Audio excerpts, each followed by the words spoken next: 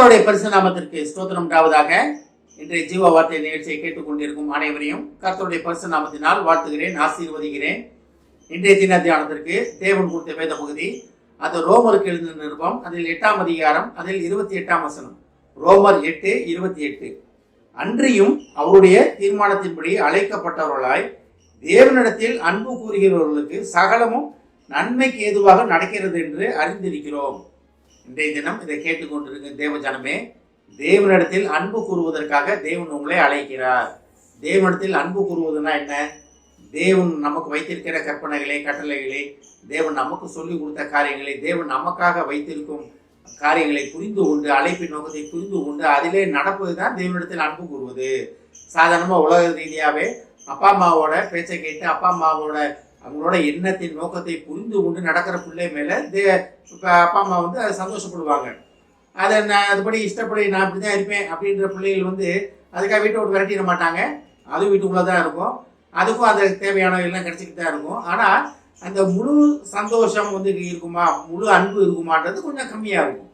ஆனால் தான் தேவனிடத்தில் அன்பு கூறுவதற்காக தேவன் நம்மளுடைய அழைப்பின் நோக்கத்தை அறிந்து கொண்டு, தேவன் நம்மளை ஏன் படைத்தார் என்ற நோக்கத்தை அறிந்து கொண்டு நம்ம நடப்பதற்காக தேவன் நம்மளை அழைத்து கொண்டிருக்கிறார். அதான் பாருங்க, அன்றியும்னா என்ன? பரவாயில்ல, இதுக்கப்புறம் அவருடைய தீர்மானத்தின்படி அழைக்கப்பட்டவர்களாய். அப்ப யார் தேவனிடத்தில் அன்பு கூற முடியும்? தேவனுடைய தீர்மானத்தை புரிந்து கொண்டு அழைக்கப்பட்ட நோக்கத்தை அறிந்து கொண்டு இருக்கவங்க தான் தேவனிடத்தில் உண்மையான அன்பு செலுத்துவாங்க. நம்ம எல்லாமே தேவனிடத்தில் அன்பு செலுத்துறவங்க தான். தேவன் இல்லாட்டி ஒண்ணுமே கிடையாது அப்படின்னு புரிந்து கொண்டவங்க தான். ஆனா முழு மனதுடன் நம்ம அன்பு செலுத்துகிறோமா? இதுலதான் ஒரு பெரிய கொஸ்டின் மார்க் இருக்கிறது. தேவன் கொடுத்தா அல்லேலூயான்றோம், இல்லாட்டி எனக்கு எப்படிங்க கொடுப்பாரு, நான் எத்தனையோ வருஷமா கேட்டு பார்த்துட்டேன், ஒன்றும் கிடைக்கல அப்படின்ற மாதிரி நம்ம இருக்கிறோமா? கிடையாது. இந்த வருடத்துல நீங்க தேவனிடத்தில் நீங்க அன்பு கூற போகிறீங்க. எப்படி அன்பு கூறுவீங்க? தேவன் உங்களை அழைத்த நோக்கத்தை, படைத்த நோக்கத்தை அறிந்து கொண்டு நீங்க தேவனிடத்தில் அன்பு கூற போகிறீங்க. தேவன் அழைப்பை புரிந்து கொண்டேன்னு வச்சுக்கீங்களேன், அப்புறம் எதுமோ தேவனை விட்டு பிரிக்காது. உங்களை மரணமோ ஜீவனோ தேவனை விட்டு பிரிப்பது யார், என்ன அப்படின்னு பவுலடிகளா கேட்டது போல நீங்களும் கேட்க ஆரம்பிச்சிருவீங்க. ஏன்னா கிறிஸ்துவே உங்களுக்கு வாழ்கிறார்ன்றதை புரிந்து கொள்வீங்க. கிறிஸ்துவே எனக்குள் வாழ்கிறார் அப்படின்னு பவுலடிகளா சொன்னாரு. அதுல வந்துருவீங்க. நீங்க பழைய இதெல்லாம் கலைந்து போட்டு புதிய மனிதனாகிய கிறிஸ்துவை நீங்க தரித்துக் கொள்வதற்காக அழைக்கப்பட்டு இருக்கிறீங்க. ஆனால் தான் அவருடைய தீர்மானத்தின்படி, தேவ தீர்மானம் என்ன? சகலம் நன்மைக்கு ஏதுவாக உங்களுக்கு நடக்க வேண்டும். அதுதான் தேவனுடைய தீர்மானம்.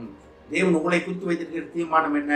நீங்க கஷ்டப்படக்கூடாது, நீங்க போராடக்கூடாது, வாழ்க்கையில நீங்க சந்தோஷமாக இருக்க வேண்டும், நல்ல உடல்நிலையோடு இருக்க வேண்டும், நல்ல மனநிலையோடு இருக்க வேண்டும், ஆசீர்வாதமா இருக்க வேண்டும். அதுதான் அவருடைய தீர்மானம். ஆனா அந்த தீர்மானம் எப்ப நிறைவேறும்? அவரிடத்தில் நீங்கள் அன்பு கூறும் பொழுது. அவரிடத்தில் அன்பு கூறுவது என்னன்னா என்ன? சாத்ராக், மேஷாக், ஆபேத்நேகோ பார்க்குறோம், தானியேலை பார்க்குறோம். இதெல்லாம் தேவன் மேல கொண்ட அன்பு.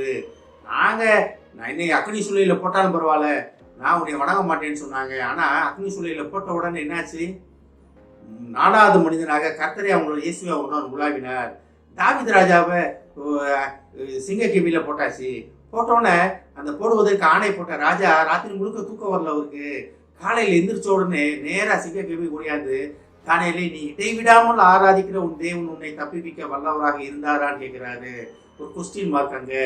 ஏன்னா அவரு தேவனை அறிந்தாலும் தேவன் நோக்கத்தை புரிந்து கொள்ளாதவங்க. அதுதான் அங்க இருக்குது. தேவன் நோக்கத்தை புரிந்து கொண்ட தானியேல் சந்தோஷமா தூங்கினாரு. அப்ப தேவனுடைய அவர் தீர்மானத்தை புரிந்து கொண்டோமா? நம்ம தீர்மானத்தை புரிந்து கொள்வதற்காக தேவன் உங்களை அழைத்து கொண்டிருக்கிறார். இந்த வருடம் முழுவதும் உங்களுக்கு சகலமும் நன்மைக்கு எதுவாக நடக்க போகிறது. தேவ நன்மை நடக்க போகிறது. உங்க வாழ்க்கையில உங்க காலங்கள் நடக்க போகிறது. கேட்டுக்கொண்டிருக்கிற தேவ பிள்ளைகளே, நீங்க தேவனிடத்தில் உண்மையாக அன்பு கூறுகிறீங்களா? இல்ல கொடுத்தா தேவன் அப்படின்னு போயிருந்தீங்களா? உண்மையான தெய்வ அன்பு நம்மிடத்தில் இருப்பதற்காக தேவன் உங்களை அழைத்து கொண்டிருக்கிறார். அவர் உண்மை உள்ளவர். நம்ம உண்மை உள்ளவர்களாக இருக்கிறோமா? நம்மை ஆராய்ந்து பார்ப்பதற்காக கர்த்தர் நம்மளை அழைக்கிறார். ஆமென். ஜெபிப்போம். எங்களை அதிகமான அன்பின் பரலோக பிதாவே, கர்த்தாவே, உம்முடைய தீர்மானத்தின்படி அழைக்கப்பட்டவர்களாக இருக்கும் அனைவரும் மேலும் நீர் சகலமும் நன்மைக்கு ஏதுவாக நான் காரியங்கள் வைத்திருக்கிறேன் என்று சொல்வதற்காக நன்றி ஆண்டவரே. நாங்கள் உம்மிடத்தில் உண்மையான அன்பு கூர்ந்து உமது நோக்கத்தை புரிந்து கொண்டு நீர் எங்களுக்கு வைத்திருக்கும் தேவ நன்மையை பெற்றுக்கொள்ள எங்களுக்கு அழைத்துக் கொண்டிருப்பதற்காக நன்றி ஆண்டவரே. இந்த அழைப்பிலே நாங்கள் நிலைத்திருக்க உதவி செய்ய மாட்டவரே, பெற்றுக்கொள்ள உதவி செய்ய மாட்டவரே. இதை கேட்டுக்கொண்டு ஒவ்வொருவரையும் ஆசீர்வதிக்கணும் அப்பா. ஒவ்வொரு குடும்பத்தையும் ஆசீர்வதிக்கணும் ஆண்டவரே. குடும்பத்தில் உள்ள ஒவ்வொருவரும் அழைப்பின் நோக்கத்தை, படைப்பின் நோக்கத்தை புரிந்து கொண்டு உமக்கு பிரியமானபடி நடக்க உதவி செய்யும் ஆண்டவரே. அதிலே நிலைத்திருக்க உதவி செய்யும் ஆண்டவரே. ஆசீர்வதிக்கணும் அப்பா. இயேசுவின் மூலமாய் கேட்கிறேன் நல்ல பிதாவே, ஆமென். கர்த்தர் உங்களை ஆசீர்வதிப்பாராக.